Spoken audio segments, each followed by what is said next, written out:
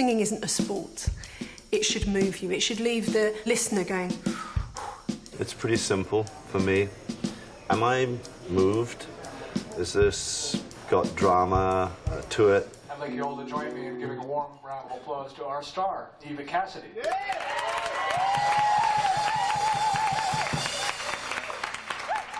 Eva Cassidy was a gigging musician from Washington, D.C., playing bars, small rooms, never had much success.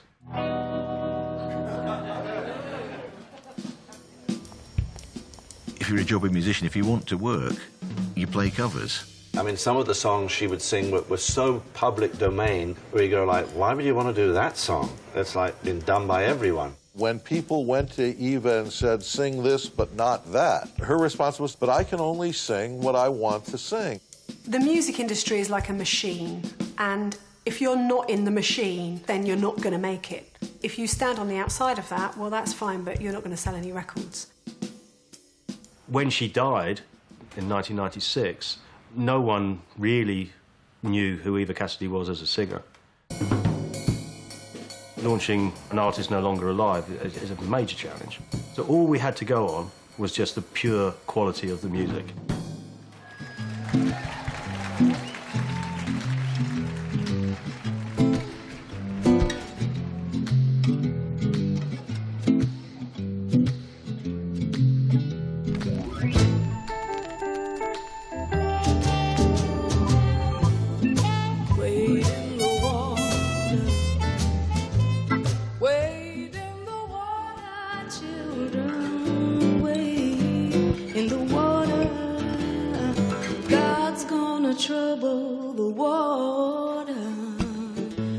It's her music that got people. It's that amazing voice.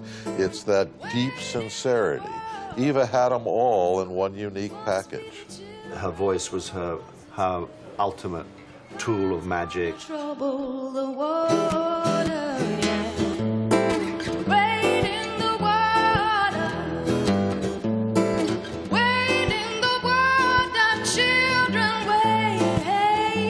So pure and angelic, but at the same time there's this kind of so much wisdom that comes through. The voice has a quality of timelessness about it.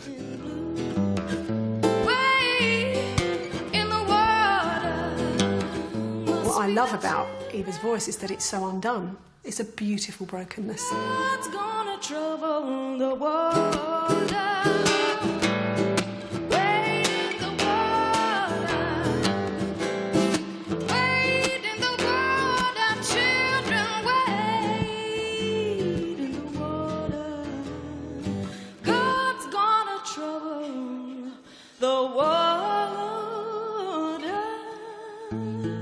If you can't respond to Eva Cassidy's music, check your pulse. Thank you.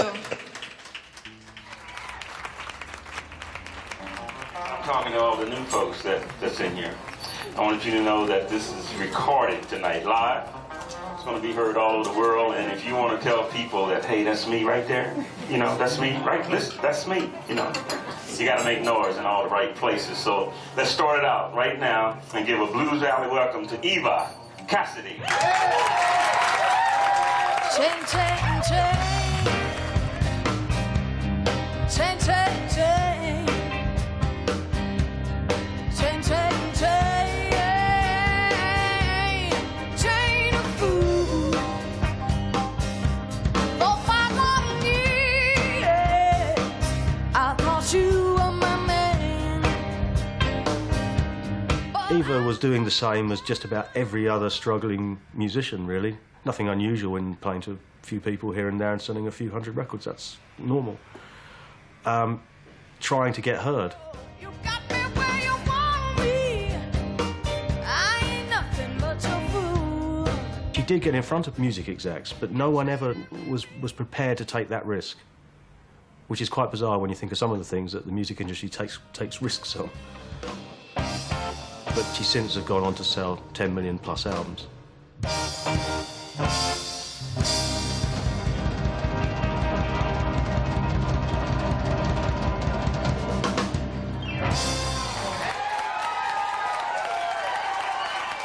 Eva Cassidy!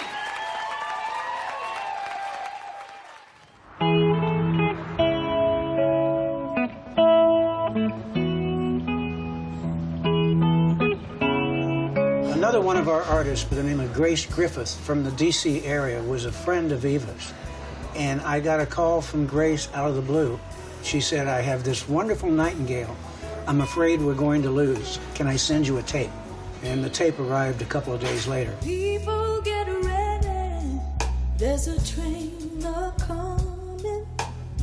You don't need no baggage, you just get on board. And by the time I finished the album, I knew she was one of the best pop singers ever. You don't need no ticket, you just thank the Lord, yeah. I knew it could have a future, but I knew it was dependent on whether or not her parents wanted it to have a future. I asked Grace if the parents were interested in doing anything with the music. She introduced me to Hugh and Barbara Cassidy, and at that point we set about making an agreement. Faith is the key, open the doors and go them. There's room for all of the love and honesty, yeah. When most people go in to cut albums, they don't have that many tracks to pick from. I knew that I could come up with a super album of material that no one had ever heard before. And so that album became Songbird.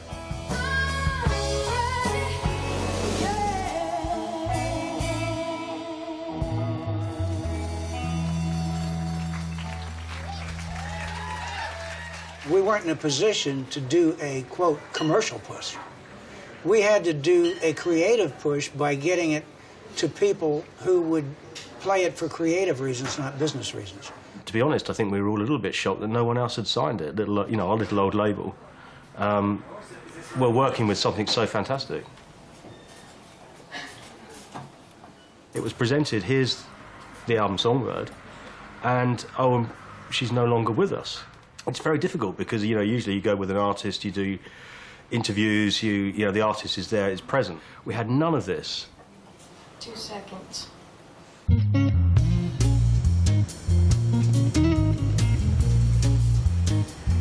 It was hard work, literally sticking CDs in a bag and getting hold of addresses and just mailing them, calling hundreds and hundreds of people. You know, when you look at regional radio, there's like 10 shows a day. You think how many personalities are involved in each of those shows, and then following them all up. I mean, I was there for weeks and weeks and weeks, going around in circles.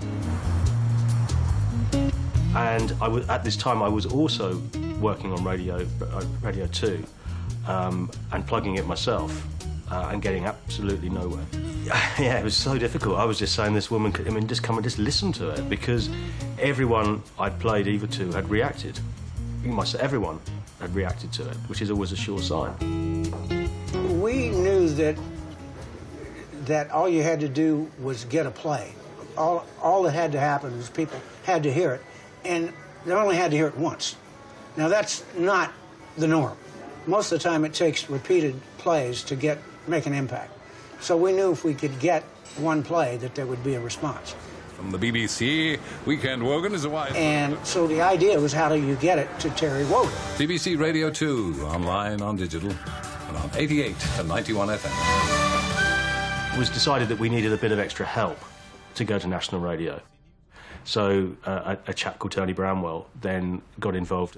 I do remember very clearly when I first heard Eva Cassidy, because my producer, a great friend of mine, now I'm afraid passed on, Paul Walters, he came in and he said, somebody played this for me and I think she's fantastic, this singer. And he said, I'd never heard of her. And I said, snap, because I hadn't heard either. And even then, the very first hearing, you knew that it was an outstanding talent. Old winter song. The beautiful thing about Tony is he was able to take it in and be heard and listened to. And I think the next day, or the day after, I think we were on the radio. It was that quick. It was a pure sound of a bell-like voice. She had this perfect pitch. And obviously, we were both taken with it and couldn't wait to play it on the radio for the first time, which we did, and took an awful lot of credit for what was a magnificent talent. Most of all. That was the beginning of the sales in the UK. We'd sold over 100,000 units here, and they had sold over 100,000 units in the UK.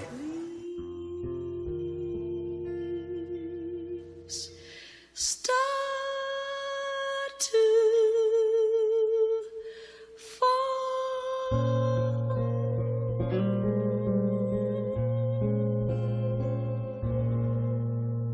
My program was in a strong position because it was the most listened to in the country at the time.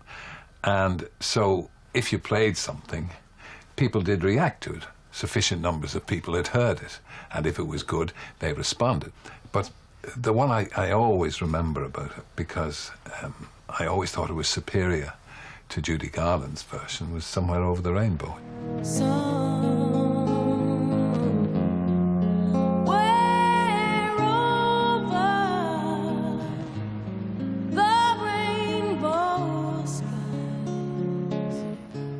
Her version of Over the Rainbow played against Judy Garland's version. She made it her own.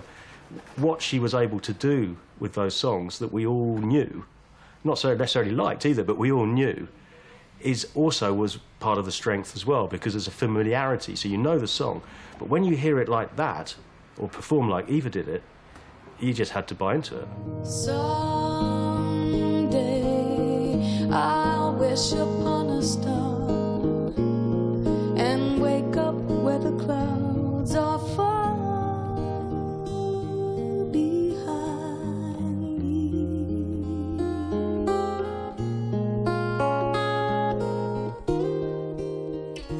Where troubles melt like lemon drops, oh, way above the chimney tops, that's where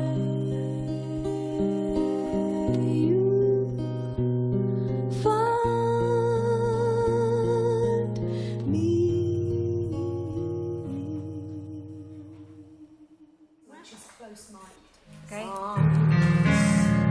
Not too big for her, not too big on that, Okay. just because she's got quite a quiet voice. I've always been into music, particularly the sound of the human voice, and over the years worked with a number of different artists, from sort of Diana Ross on stateside to Take That here in the UK. Go on then. The version that everyone knew and loved of this song was the kind of stage-sounding, musical theatre-sounding version, which has that very old Hollywood kind of trilly voice, like this. Somewhere over the rainbow. And I cannot imagine what Eva Cassidy was thinking of when she chose to make it sound the way it does, but it's just genius. Somewhere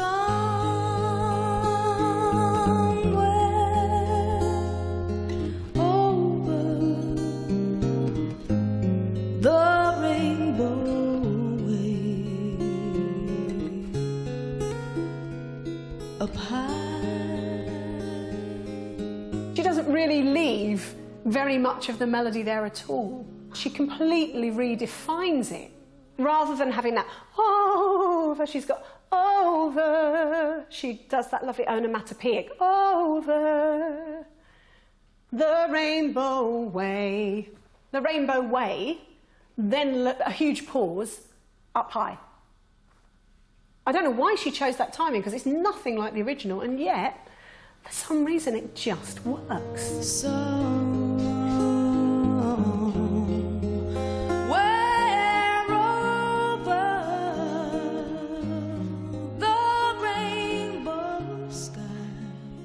She never lets you feel secure.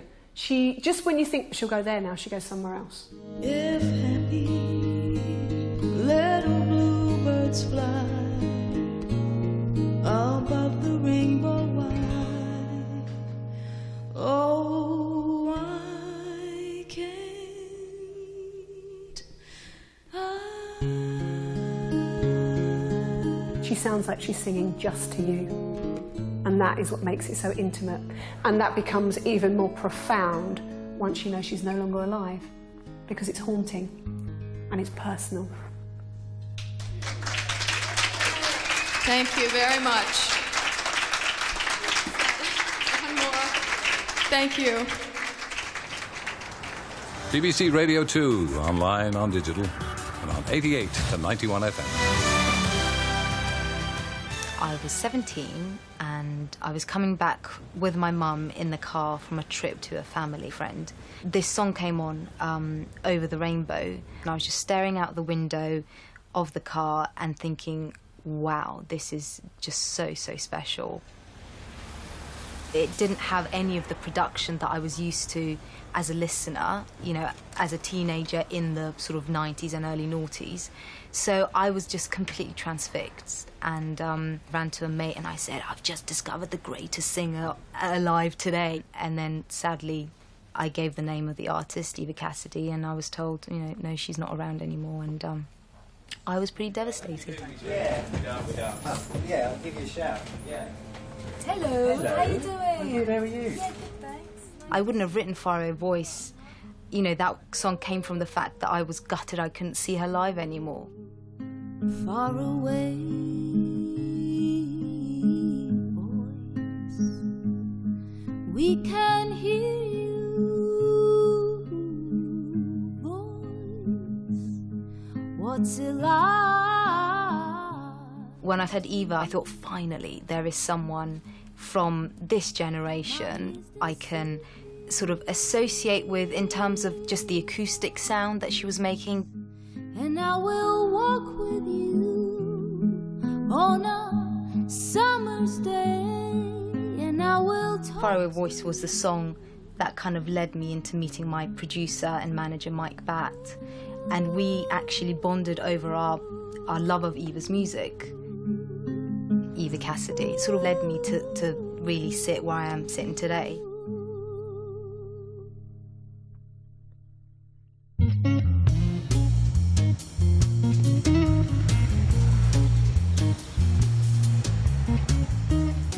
I started to produce Top of the Pops 2 at the beginning of 1998.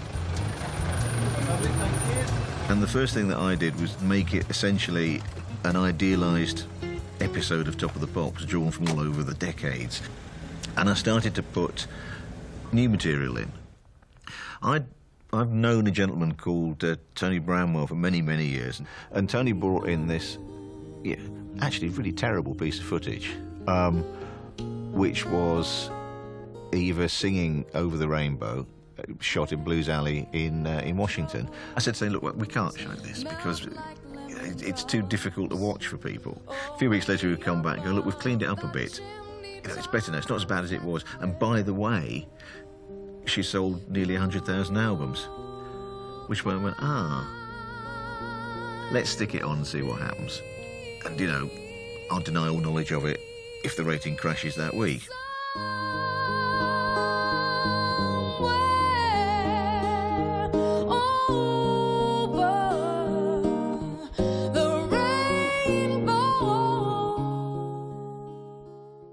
And it just went bonkers. I mean, we were #1 on the Amazon chart, like in an hour, and there was no iTunes in those days, but we were, like, on fire as far as, the instant charts were concerned. I came into the office the next morning and my inbox was completely full of emails saying, who is that? What's that? That's fantastic. Then the phone started going. And after a while, you just pick it up and go, it's Eva Cassidy. The woman you don't know, it's Eva Cassidy.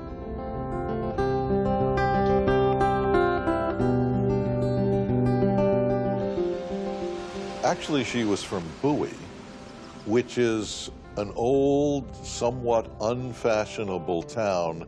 It's basically a lower middle class town. She was very much an unpretentious, humble Bowie girl, and very comfortable at home with her mom, most comfortable working in the nursery with her mom.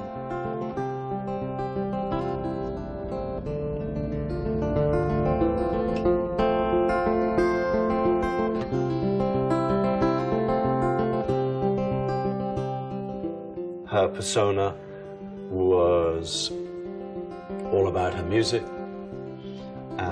She was a gorgeous, plain Jane, but gorgeous girl that had no interest in fluffing up anything. She just wanted to sing, you know, and deliver the goods. Washington would have been the big city for her.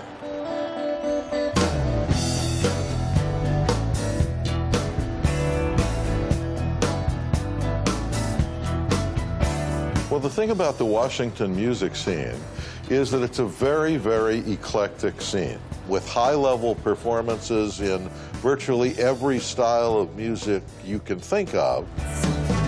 I haven't seen the worst of it yet. I wanna know. Blues Alley was a lively jazz club. So was a little club on U Street called Twins, and right down the block from it, another club called the Bohemian Cavern. And there, the great stars of jazz would come down from New York to play. And again, I wouldn't have been at all surprised to have found Eva sitting there at a night taking a listen.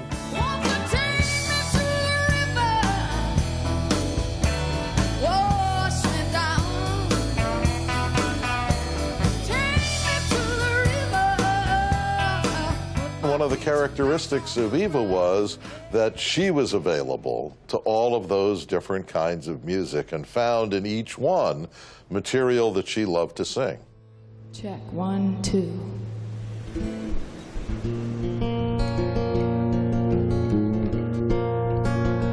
I am a poor wayfaring stranger while journeying through this world of woe, yet there's no sickness, toil, or danger. When I played with Eva in Alexandria, and we did often, and I would sit in and ruin her show. No. I'm going there to see my father. I'm going there, no more to roam. I had another restaurant, which was more of a venue, more of a club in Alexandria, in Washington, D.C., which was the area that she lived in. And when I went there, I wanted to find what the sensibilities were with local talent. She was one of them.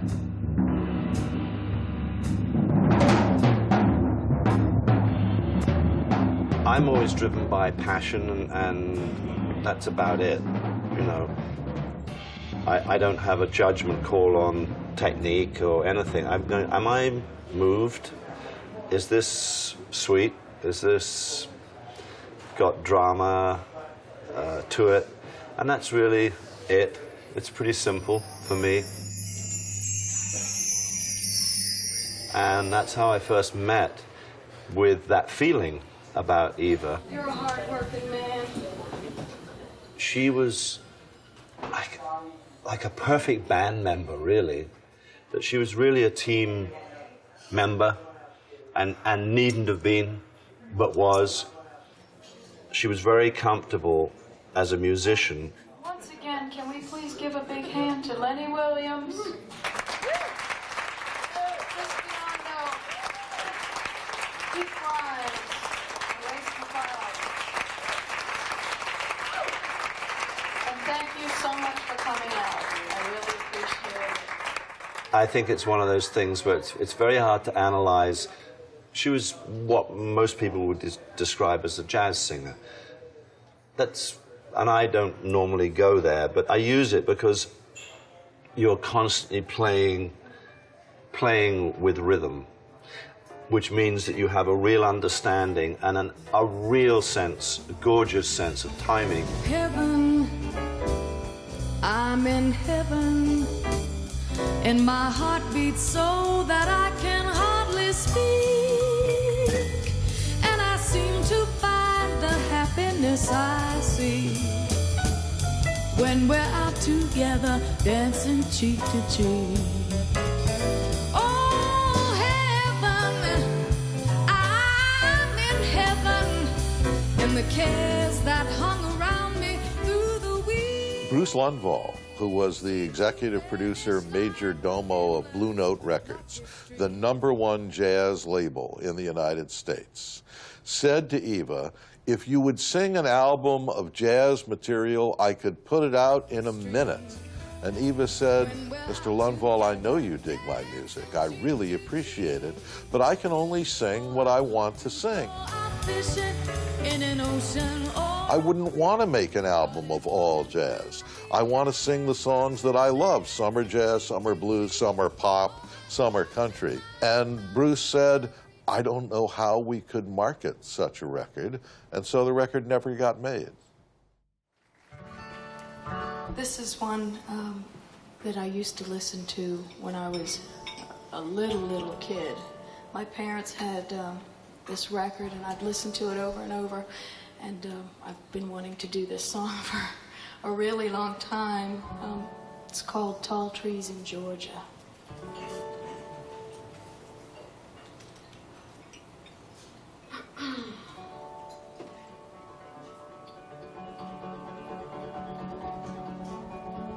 Tall trees in Georgia, they grow so high, they shade me so. She was looking for someone who understood her. I basically said, well, why don't you go and play the game? So off she went to a big sort of get-together in New York with some record company. They loved her music, apparently, and they saw her a potential, but it was their potential. It wasn't her vision. So she came back from one of these trips, and she said, well, nothing happened. I basically all but walked out and said, I'm not going to do that. I'm not interested. To her, it was like, but what about me? What about it? The essence of me. And I never brought that up again because I realized it was off limits. I can quite easily see why the music industry would have struggled to understand Eva Cassidy. And that's because she doesn't just say one thing. She says a number of different things musically. And that makes it very difficult for record companies to understand because they're looking at branding. It's got to have the same voice, the same look, the same music, all saying the same thing, and we sell the same thing. We take it to market. You take Eva Cassidy to market, well, hang on a minute, is she jazz? Is she folk? Is she kind of gospel-y? Is she pop? I got the blues from my baby down by the San Francisco Bay. The great thing about the way that Eva Cassidy broke through was one person played her on the radio, then another. Before you knew it, in a way, it comes from it was a groundswell. The public were demanding, we want to hear this artist. So then the industry had to respond to that. You know it was the best thing that I ever had. Eva was so eclectic, which goes against everything that commercial radio was doing at that time.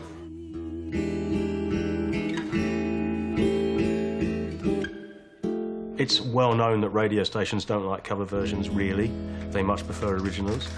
So it would make it very, very difficult for a major record company that, with commercial expectation, pretty hard to justify. I'm going to take a short break. I'll be back again in a few minutes. Thank you. I think that for a long while, the singer's singer was, say, a Whitney Houston or a Mariah Carey. They were the girls that did loads of riffing, and you were like, where's the melody in that? Eva Cassidy came along with a very different sound. She undersang the song. She plays with the timing. It's a lot more jazz-influenced, gospel-influenced. And not quite so belty, even though she really does sing out. She's always within herself, always understated, very, very tasteful. And the songbirds keep singing like they know the score.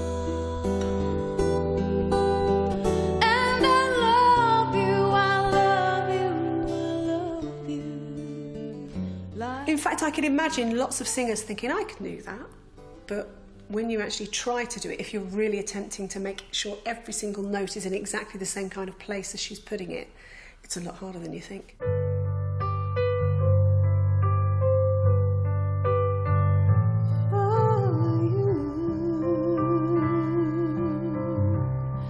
There'll be no crying for you.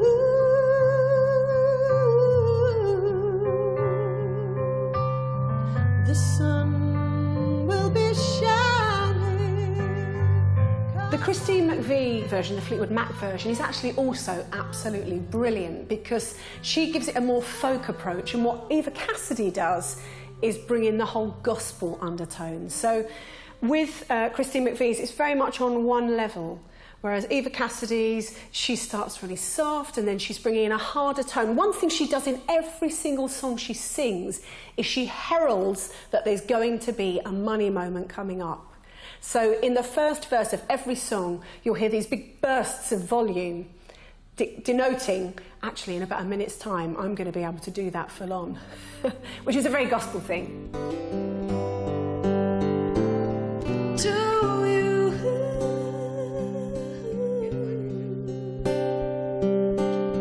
I'd never be cold, 'cause I feel that when I'm with you. Because she pushes and pulls quite a lot, not just in timing, but also in tone. She's got all these, for you, all airy, soft bits, which you think, she could do the whole song like that and it would sound good. But then she lets you know, that's not all I've got on my paint palette. I've got all these other colours that I can pick out as well if I want. Know the score, and I love you, I love you, I love you like never before, like never before, like never before. Fear never entered into the equation at all. She was perfectly unself-conscious. Didn't matter if Judy Garland had sung it, or if it was Sting's song, or John Lennon's song, or Willie Nelson's song. It was her song, you know, because she liked to sing it. Eva really was one of the first artists that showed me it was possible to be an incredible performer, an incredible musician, and not have to write a single word or a single note. I'd like to dedicate this to everyone here. This is one that Louis Armstrong did, and it's one of my favorite songs. And one of Chris's favorite songs, too. And he likes it. I mean, some of the songs she would sing were so public domain, where you go like, why would you want to do that song? It's like been done by everyone. Well, because it's a great song, and I can sing it. I see trees that are green and red roses too. You know, I love writing my own material, I love writing songs, but also love singing other people's songs. And then to suddenly given this opportunity to be singing with her and adding my voice to her recording is just incredible. Okay. You happy? Yeah. Yeah, that's it. Great. I see trees that are green, red roses too. I don't know why it was so different having her in my headphones, but it did feel different to be kind of suddenly listening to it as if I'm going to interact with it. And I could hear the emotion she had in literally every single phrase of her voice. It was beautiful. What a wonderful world. This was me, big breath, and Fingers then I crossed. started, fingers crossed. I see skies of blue, clouds of white, bright blessed day. Obviously, I listened to her version of this verse, and that did inform Right. what I did, but at the same time, I had to kind of do something of my own. So there are some variations.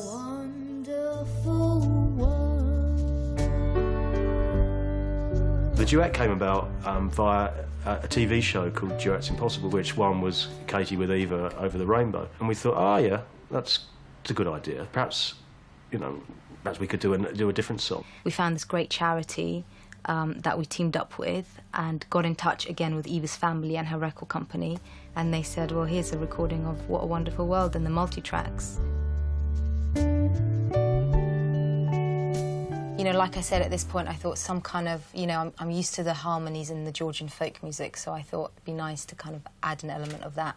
So if you play it, I was thinking, The colors of the rainbow, so pretty in the sky.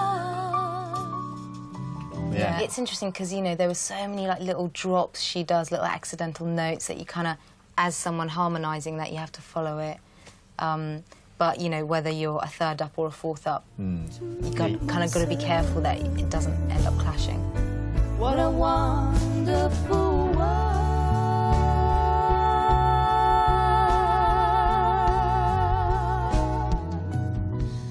I think to myself, ooh, what a wonderful world. Yeah. And, you know, her use of vibrato is so subtle. Yeah.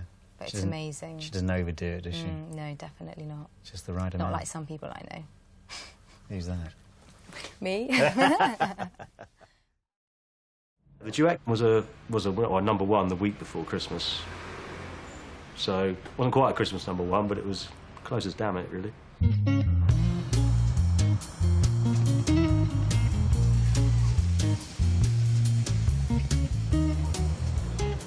I'm a reporter on the Tonight programme. It used to be called Tonight with Trevor McDonald. If you do something like that and it only lasts for 2 minutes, then you're not really giving. I was covering a story, I remember it quite well, in 2001.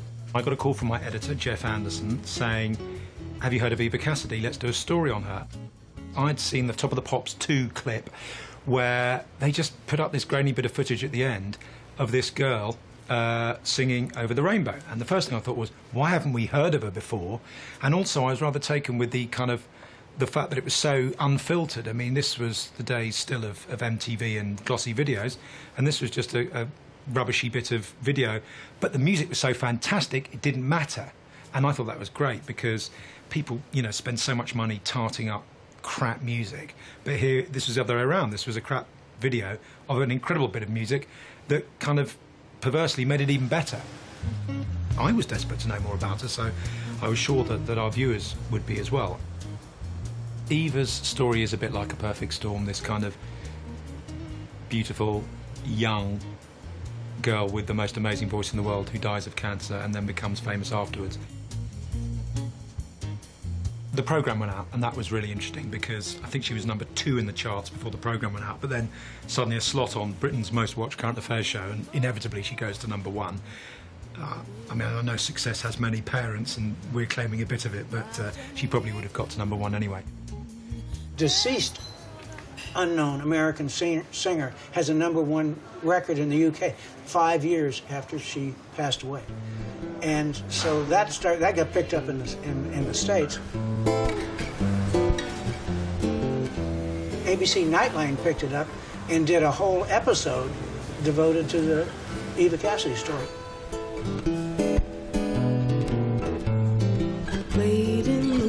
I didn't learn about Eva until after her death. I bumped into a friend from New York who said, "Are you still a jazz fan?" And I said, "Yes." And he said, "Well, then you must know about Eva Cassidy." To which I replied, "Who?" God's gonna trouble the water. I simply became a manic fan.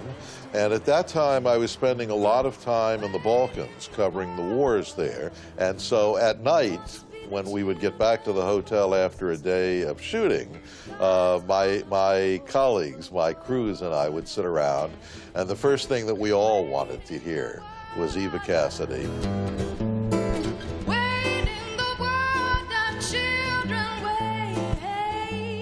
And then a report came from the UK that Eva Cassidy was on Tops of the Pops and that her CDs were becoming bestsellers in the UK. And my reporter's instinct was, hey, this is a story. What's gonna trouble the water? There was tremendous reaction in the United States, and then the show started to travel. And universally, everywhere that it was shown, Holland, Germany, Scandinavia, Thailand, within a week of the show being on the air, her CDs were at the top of the local charts. The television exposure took it from 100,000 to over 1 million in the UK. So television was the medium that really exploded it. But radio broke it. I don't think that you can ever predict. The thing about radio is that sometimes you think, oh, this is a great idea. Everybody will react to this. You hear the sound of one hand clapping. And then you throw out some old line and they respond in their thousands. So you can't ever say, no matter how good, and we did think we had something special with Eva Cassidy, but you can never tell. They could just go, yeah, well, hard luck, you know, okay, you could be enthusiastic as you like, we don't like it. Now here, these people are going to be guests of mine next Sunday. Thank goodness for the UK, thank goodness for Terry Wogan for discovering her.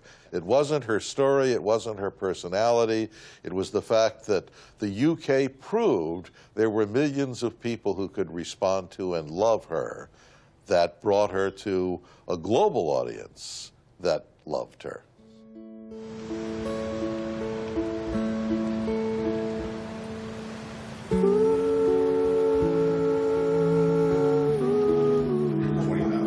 You'll see. If I The people I would mention Eva's name to who knew anything about her would just light up as soon as you mention her name. Okay. Yep. This Eva Cassidy track came along, and this was something that was so special that he had pointed out that his manager, Christina, had introduced him to Eva Cassidy. Now, Eva Cassidy was introduced to me by Sting, who handed me her CD and said, if you want to hear the greatest version of my song ever, he didn't say it in an egotistical way, but he said, listen to Fields of Gold with this girl, it'll change your life. And her voice is life-changing. She's that spiritual. You remember me when the west wind moves among the fields of barley. In her death, she's become even more famous, and people just love her voice. And Michael and Christina picked up on the possibility of doing a duet. The family loves Michael singing, as I do, and here we are. Well, all this is just stalling you getting in the vocals. That's true. Yeah. Okay. Want to give it a go? Okay. I never made promises lightly. And there have been some that I've broken. But I swear in the days still. We're going to do one more. Just on this, before we do this last thing, I want to listen to the rough of But I Swear in the Days Still Left, only because it was so reserved, and now you're singing it with more power. I'm not sure which one's better, but I want to hear the rough of that line. Okay. There's more emotion in the last two takes if you brought the level back. I could try singing it more reserved, but... I'm listening as a singer, and I'm thinking, it's a flawless performance, and then some, because the emotion, the natural emotion that Eva delivers is staggering, and you can hear a pin drop in the studio. Well, have a listen to the best one of today, as opposed to that one, which is fine. Okay. Will you stay with me? Will you be my love? Among the fields of barley. But I swear in the days still left, we'll walk in fields. Well, it's just a choice that we'll make together, right? Yeah, I know you like I think you like the breathiness of that. I do. We have so much reverence for this girl. She recorded these songs live with just the guitar. And there's no overdubs, there's no trickery, no nothing. It's just her, they're live, they're in a club. And she is just amazing. I I want to do 3 more, but I want you to listen to the rough one time. I want to listen to the rough one time. Okay. I never made promises like these. We both have so much respect for this Eva Cassidy performance that we don't want to get in the way of it. And every time I sing a line or another line, it's kind of, you have this kind of reverential perspective where, oh my God, I remember this next line she's about to sing. I don't want to be in the way of that.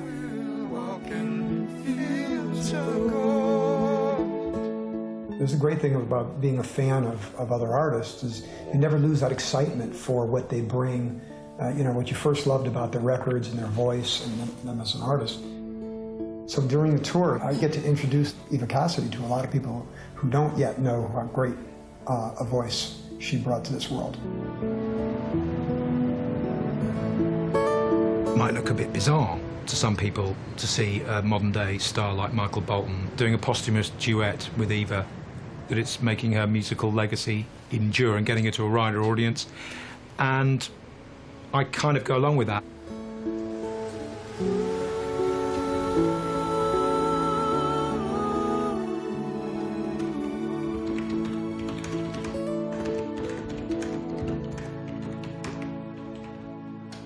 I'm pretty sure Eva's success was the catalyst for, you know, opening the door for the likes of Norah Jones, Dido even, you know, Katie definitely, who I now work with. There seemed to be lots of people suddenly thinking, oh, I can do this, I can just pick up a guitar and play and sing quiet songs and have success. I would say that Amy Winehouse was as connected with the lyric as Eva Cassidy was. And Adele, whilst I would say quite a different instrument vocally to Eva Cassidy, nevertheless completely connected to the lyric. You feel, certainly with the album 21, that she's going to die unless she gets to sing that song. You know, all of them she's completely committed to. So the same words that you would draw out for Adele, authentic, connected, vulnerable, are exactly the same words. So it gives you the same feeling, even though it's a quite different voice.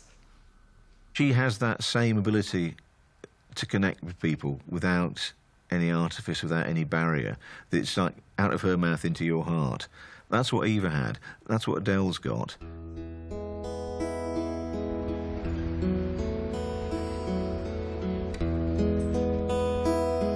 Most of Eva's covers have been, shall we say, well-known, really well-known, or by artists that went on to sell millions of records or whatever. And with the song You Take My Breath Away, I'm not sure how Eva would have heard that. Sometimes it amazes me.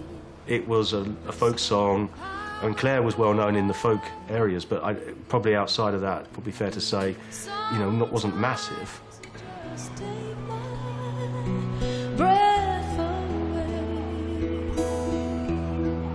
I was playing a jazz gig with a friend of mine called Phil Hudson. His friend said, you must listen to Eva Cassidy. She does a song called Fields of Gold, which you would be able to put in your set. So I went home and I Googled Eva Cassidy.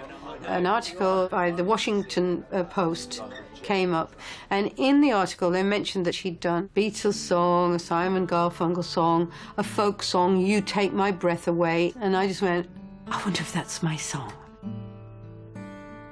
I remember when our love was new and how I wanted to be near to you.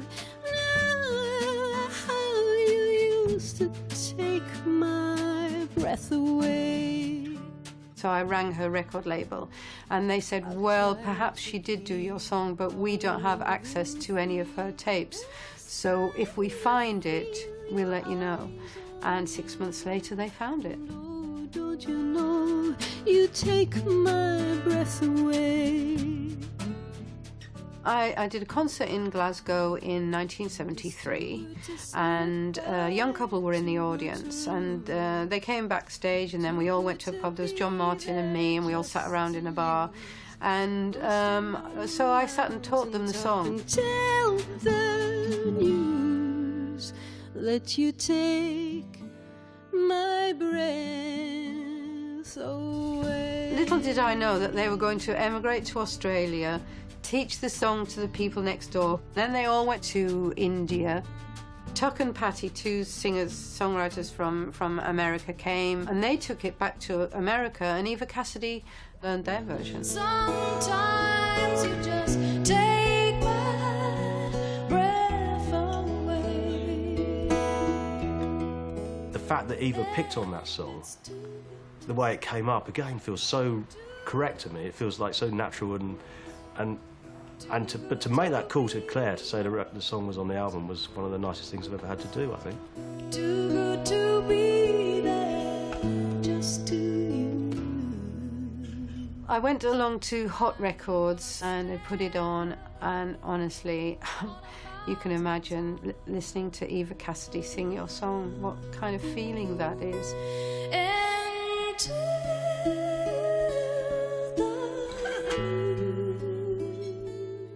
Yeah, it was quite a moment, actually. That was one of those where Claire was very emotional, and as we all were. I mean, what an amazing thing, though, after all these years, to a song like that. It's born again, isn't it, really? That you take my breath away.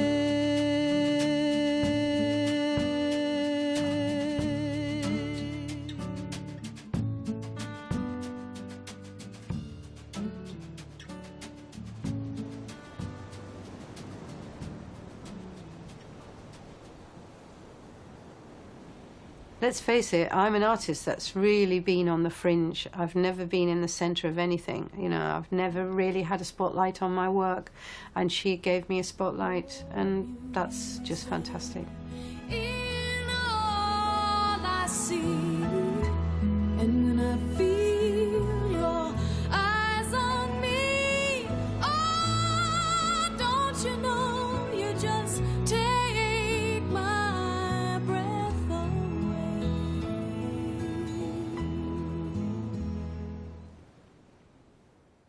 Anyway, I just wanted to say thank you so much for coming out and being so wonderful, and please fill out the mailing list things if you'd like to be on the mailing list. And what can I say? I want to thank the band for being so wonderful. Yeah. From what I've gleaned from talking to her friends and to her family, she didn't really want to be all that popular, I don't think. And I think she wanted to sing and she wanted to perform, but she clearly had no vision of being a superstar or a big celebrity. If Eva had been alive, I don't know. I'd like to think she would have been successful. But, you know, you could also pose a question, if she hadn't have died, she wouldn't have made it onto the 9 o'clock news. That enabled millions of people to hear her music.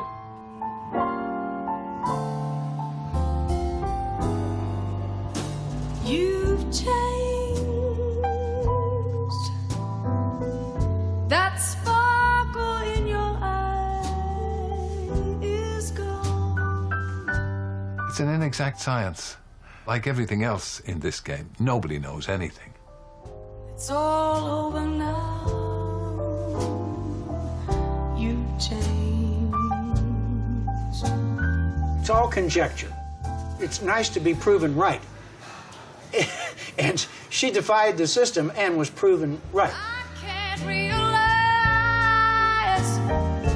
that you ever cared. You've changed. I'd like to say that a massive legacy was left behind, you know, with regard to how the music industry operates. I think it changed things for a little while, like there were various females coming through that had success. But I don't think in the long term it necessarily has made a big difference to how music is selected for TV and radio. What I do know, though, is if you can fight your way through with a song that you know or we know that connects with people, and you can get it on, then TV and radio will support you. It's just much harder to get heard. Get out of her picture, come on! I'm telling jokes. How about a good joke? I never get away from a picture. Guys, I'm the funny man in Georgia. How about a good joke? You don't want to have, don't give me that. Okay.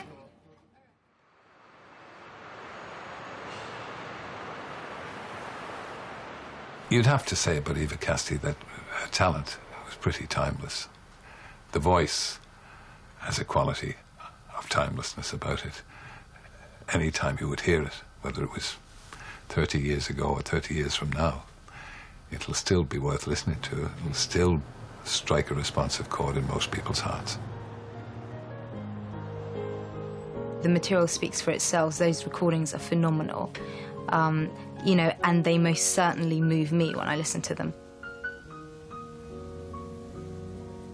That's the power of music. There's nothing on earth like it. There is nothing on earth like hearing music that stirs you, that moves you. Since you went away, the days grow long, and soon I'll hear.